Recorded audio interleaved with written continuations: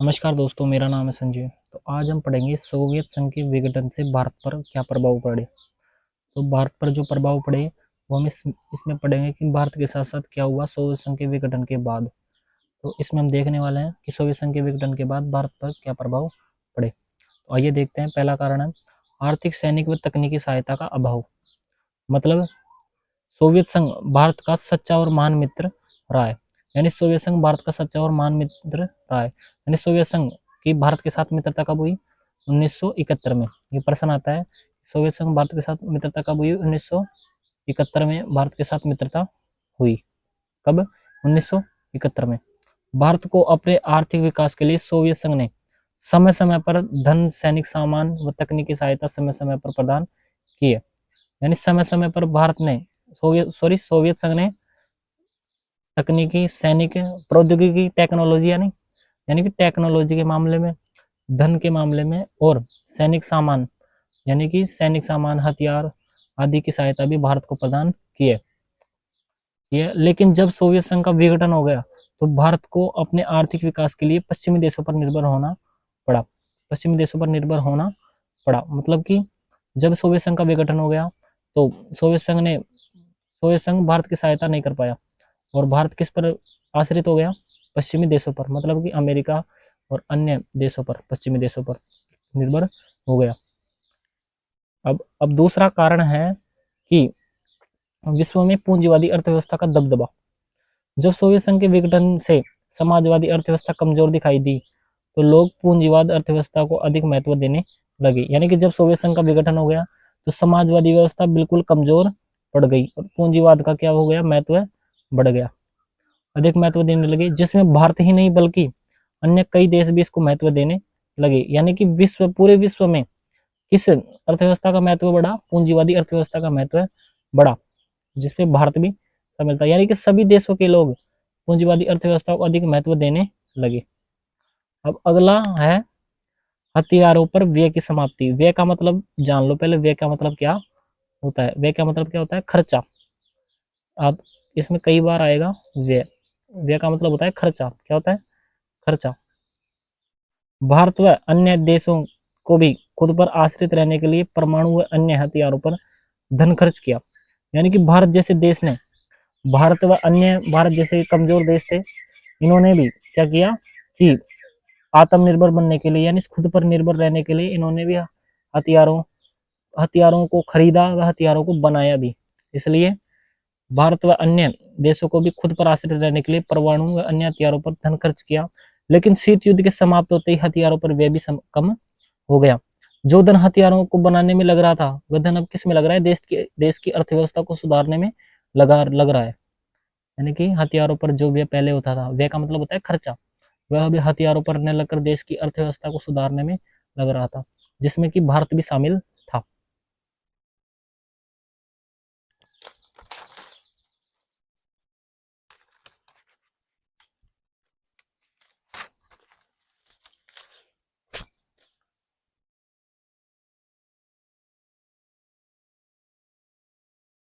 तीसरा कारण है गुट की समाप्ति।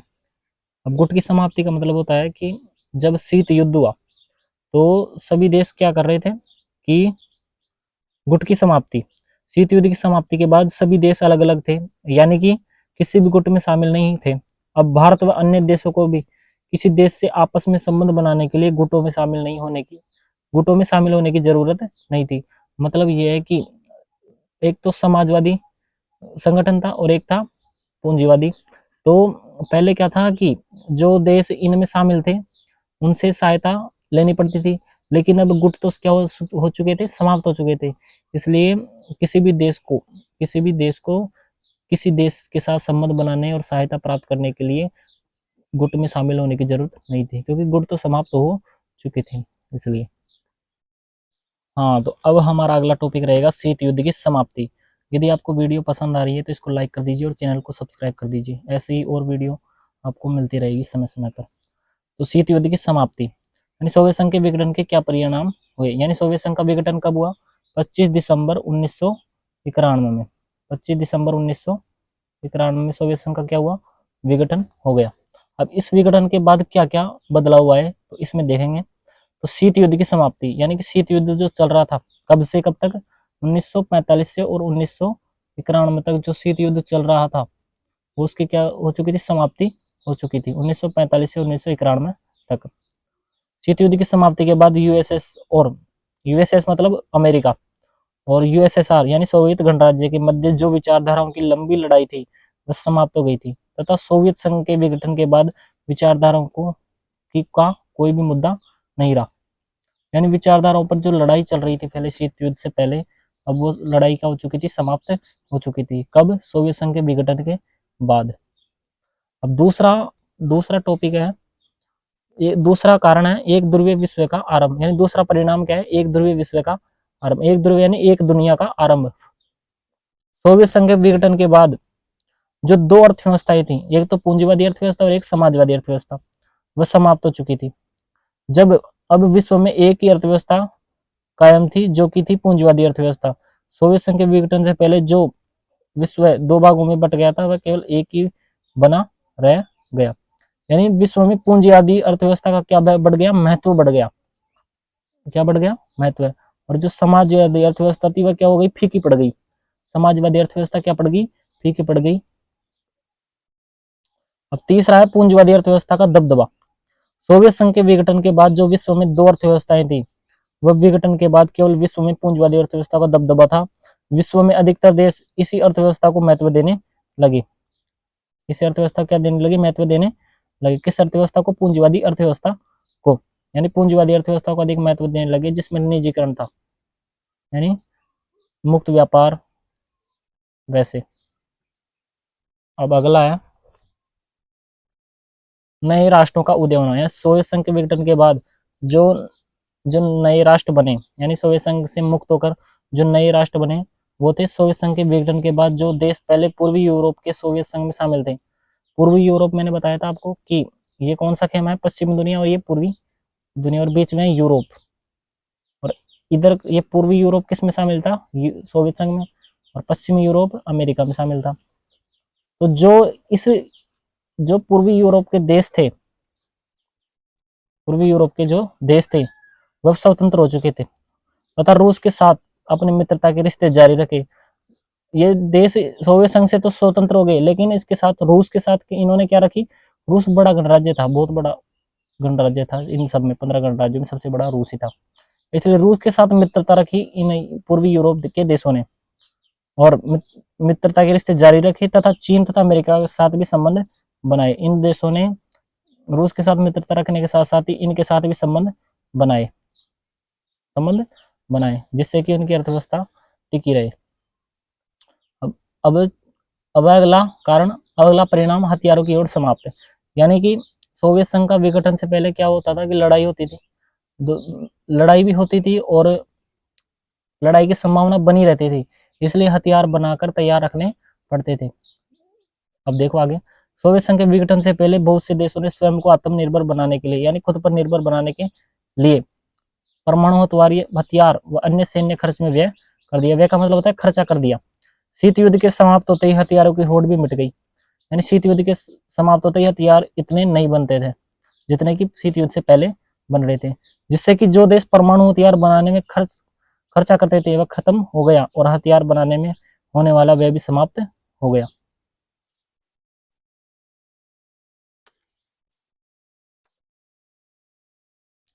अगला टॉपिक है हमारा शॉक थेरेपी। अब शॉक थेरेपी का पहले मतलब जान लीजिए क्या होता है। शॉक थेरेपी का अर्थ होता है आघात पहुंचाकर उपचार करना, और ये उपचार कैसा था, फटाफट होने वाला उपचार था।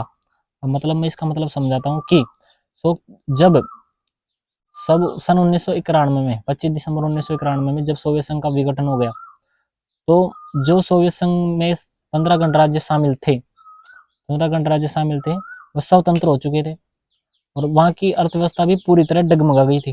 अर्थव्यवस्था क्या हो गई थी, डगमगा गई थी। इसलिए सभी ने मिलकर क्या किया, शॉक थेरेपी अपनाई, जिसके तहत क्या था कि पूंजीवादी अर्थव्यवस्था को अपनाना, निजीकरण को बढ़ाना और मुक्त व्यापार को बढ़ावा देना, यानी बाहरी देशों के साथ व्यापार को बढ़ाना जिससे कि देश की अर्थव्यवस्था में सुधार आ सके। तो इसका अब इसमें देखते हैं क्या होता है। इसमें शॉक थेरेपी का अर्थ होता है आघात पहुंचाकर उपचार करना। तो द्वितीय विश्व युद्ध की समाप्ति के बाद 1945 से 1991 तक शीत युद्ध चला। 1991 तक सोवियत संघ की अर्थव्यवस्था पूरी तरह डगमगा गई और सोवियत संघ से स्वतंत्र हुए देशों में पूंजीवादी अर्थव्यवस्था को स्थापित करने के लिए विश्व बैंक व अंतर्राष्ट्रीय मुद्रा कोष द्वारा शॉक थेरेपी का निर्माण किया गया। एग्जाम में प्रश्न आएगा कि शॉक थेरेपी का निर्माण किसके द्वारा किया गया। शॉक थेरेपी का निर्माण किसके द्वारा किया गया? विश्व बैंक व अंतर्राष्ट्रीय मुद्रा कोष के द्वारा शॉक थेरेपी का निर्माण किया गया। क्योंकि सोवियत संघ में समाजवादी व्यवस्था थी। पहले क्या थी? सोवियत संघ में समाजवादी व्यवस्था थी। और अब कौन सी व्यवस्था लानी थी? पूंजीवादी व्यवस्था, लोकतंत्र, निजीकरण और मुक्त व्यापार को बढ़ावा देना। वहां सभी उद्योग सरकार के अधीन काम किया करते थे। मतलब कि पहले उद्योग क्या थे? सरकार के अधीन काम करते थे। लेकिन अब क्या होगा? पूंजीवाद पूंजीवाद के आने से उद्योग निजी हाथों चल जाएंगे, यानी कि निजी हाथों चले जाएंगे। तब सोवियत संघ के विघटन के बाद इन सभी देशों में पूंजीवादी व्यवस्था स्थापित की जानी थी। कौन सी व्यवस्था लानी थी? पूंजीवादी व्यवस्था। शॉक थेरेपी के तहत सरकारी उद्योगों को निजी हाथों में सौंपने का प्रावधान था। किसके तहत? शॉक थेरेपी के तहत। शॉक थेरेपी के तहत। लेकिन ये संभव नहीं था। यानी कि गवर्नमेंट सेक्टर को सीधा किस में बदलना? प्राइवेट सेक्टर में। और प्राइवेट सेक्टर में बदलने के लिए क्या किया जाएगा? इसमें नीलामी की जाएगी। क्या की जाएगी? नीलामी और बेची जाएगी। यानी उद्योग धंधों को क्या किया जाएगा? बेचा जाएगा और निजी हाथों सौंपा जाएगा। मतलब कि उद्योग धंधे हैं, देश के उद्योग धंधे, वो पहले किसके अधीन थे? सरकार के अधीन कार्य करते थे। तो इनको क्या कर दिया जाएगा? बेच दिया जाएगा। जितने भी उद्योग धंधे हैं ना, उनको बेच दिया जाएगा। और सब बेचकर किसी न किसी व्यक्ति को, कंपनियों को सौंप देंगे। यानी कि ये व्यक्ति इस कंपनी को खरीद लेगा, ये व्यक्ति इस कंपनी को खरीद लेगा, ऐसे।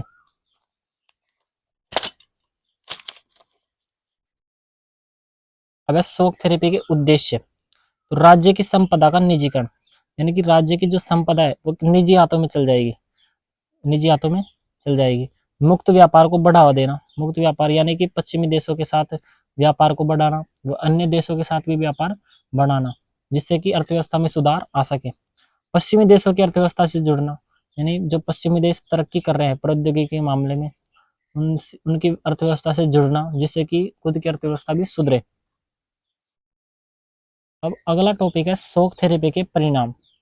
शॉक थेरेपी के तहत बड़ी बड़ी कंपनियों को बेच दिया गया। मैंने आपको बताया था कि नीलामी की गई थी कंपनियों की। तो अब देखो आगे एक टॉपिक है इतिहास की सबसे बड़ी ग्रास सेल। ये प्रश्न पूछा जाएगा, इतिहास की सबसे बड़ी ग्रास सेल किसे कहा जाता है? अब देखो इसमें क्या होता है। शॉक थेरेपी के तहत अर्थव्यवस्था पूरी तरह तहस नहस हो गई। अर्थव्यवस्था पूरी तरह तहस नहस हो गई। शॉक थेरेपी के तहत लगभग 90% उद्योग धंधों और कंपनियों को निजी हाथों में सौंप दिया गया, जो कि बिल्कुल सस्ते भाव, औने पौने भाव में बेच दिया गया, जिसे इतिहास की सबसे बड़ी ग्रास सेल कहा जाता है। एग्जाम में प्रश्न आएगा कि इतिहास की सबसे बड़ी ग्रास सेल किसे कहा जाता है? संक्षेप में समझाइए। ये यानी कि क्या हुआ था कि वहां पर जो देश थे, किसके? सोवियत संघ से लगे हुए देशों ने क्या किया? कंपनियों और उद्योग धंधों को 90% उद्योगों को सस्ते होने पौने भाव में बेच दिया, जिसे इतिहास की सबसे बड़ी ग्रास सेल कहा जाता है। अब अगला टॉपिक है महंगाई का बढ़ना। शॉक थेरेपी के तहत महंगाई बढ़ी क्योंकि अर्थव्यवस्था सरकार के नियंत्रण में थी। पहले तो अर्थव्यवस्था सरकार के नियंत्रण में तो थी नहीं, यानी कि पहले अर्थव्यवस्था सरकार के नियंत्रण में तो थी नहीं, इसलिए सभी अपने हिसाब से कंपनी उद्योग को बेच रहे थे। यानी कि जो सरकार के नियंत्रण में तो थी नहीं पहले अर्थव्यवस्था, तो जो पौने पौने भाव में बेच दिए क्या? उद्योग धंधों को। किसी को भी सब अपने अपने भाव लगा रहे थे, इसलिए किसी ने सस्ते में निकाल दिया, किसी ने महंगे में। यानी कि ज्यादातर उद्योग धंधे किस में निकल गए? सस्ते भाव में निकल गए।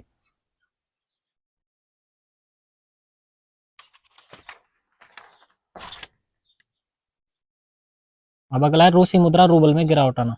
अब मुद्रा में गिरावट आना, यदि आपको इकोनॉमिक्स पढ़ी होगी, यदि आपके पास इकोनॉमिक्स होगी, तो इसका मतलब आप समझ सकते हो आसानी से। मतलब आप मान लो कि $1 है। $1 कितने के बराबर है? 80 रुपए के बराबर है। 80 रुपए के बराबर है। यदि इस $1 की कीमत यदि 70 रुपए हो जाए, कितने रुपए हो जाए? 70 रुपए, तो क्या होगा? कि कम रुपए, यदि $1 के बदले हमें कितने रुपए चुकाने पड़ेंगे, 80 रुपए चुकाने पड़ते हैं। कितने रुपए चुकाने पड़ते हैं, 80 रुपए चुकाने पड़ते हैं। और यदि वह 80 रुपए घटकर 70 रुपए हो जाए तो हमें कितने रुपए चुकाने पड़ेंगे, 70 रुपए चुकाने पड़ेंगे। तो ये इसमें हमारा क्या होगा, लाभ होगा। ये मुद्रा क्या होगी, मजबूत होगी। मुद्रा क्या होगी, मजबूत होगी। यानी कि ये तो क्या हो गया, मुद्रा की, ये तो क्या है, मुद्रा की गिरावट। और ये क्या है, मुद्रा का मजबूत होना। कैसे, क्योंकि $1 के बदले पहले कितने रुपए चुकाने पड़ रहे थे, 80 रुपए चुकाने पड़ रहे थे। लेकिन अब $1 के बदले कितने रुपए चुकाने पड़ रहे हैं, 70 रुपए। तो ये मुद्रा की क्या हो गई, मजबूती हो गई। क्या हो गई, मजबूती। ठीक है, इतनी बढ़ गई कि लोगों की जो जमा पूंजी थी वह भी खाली होती गई। अगला है सामूहिक खेती की समाप्ति। पहले पहले क्या होता था कि रूस में, सोवियत संघ में क्या होता था कि जो खेत थे, यानी मतलब 5 खेत ऐसे, तो पांचों खेतों को क्या कर दिया, मिला दिया। सरकार ने क्या किया, इनको मिला दो और सामूहिक खेती करो। और सामूहिक खेती की प्रणाली समाप्त हो चुकी थी किसके तहत, सोवियत संघ के विघटन के बाद। जिन लोगों के पास खेत नहीं थे वो दूसरों पर निर्भर हो गए, जिससे लोगों का जीवन जीना कठिन हो गया। अब अगला है सामाजिक कल्याण की समाप्ति। सामाजिक कल्याण की पुरानी व्यवस्था नष्ट हो गई। पहले क्या था, अर्थव्यवस्था किसके हाथ में थी, सरकार के हाथ में। लेकिन अब किसके हाथों चल गई, निजी हाथों चल गई। जिससे सामाजिक कल्याण तो बिल्कुल भी समाप्त हो चुका था। जो गरीब वर्ग था वो पूरी तरह गरीब होता गया, जो अमीर वर्ग था वो पूरी तरह अमीर होता गया। कल्याण की पुरानी व्यवस्था नष्ट हो गई तथा जो गरीब थे वो गरीब होते गए और अमीर थे जो अमीर होते गए। यदि आपको वीडियो पसंद आई है तो इसको लाइक कर दीजिए।